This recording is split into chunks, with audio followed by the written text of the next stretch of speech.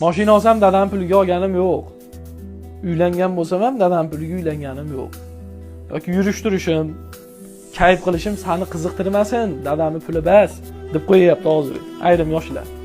Ey ahmoq, nodon, sen dadangni pulliligi uchun kayf qilib yuribsan. Tushunmayapsan sen. Bu kayf qilish, ichish, chekish, qimor o'ynash unaqa emas.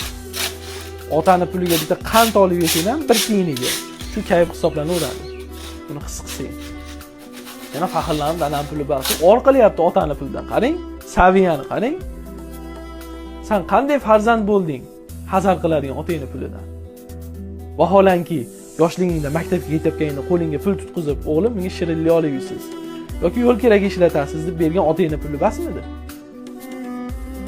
Kimning puli edi? Nimaga unda ol qilmagansan? Endi ol qilyapsan. Ey ahmoq, 20 mingga bitta jentira olsangiz ham qola jentira. Shunga otangizni bir tiyini qo'shilib qolgan bo'lsa, men inson bilmayapman, bir tiyini qo'shilib qolgan bo'lsa ham siz do'stlaringizga faxrlanib yuring. Dadam olib berdi bu mashinani. Yoki cho'ntagingizda $10 million yursin. Lekin shuni ichida 1000 so'm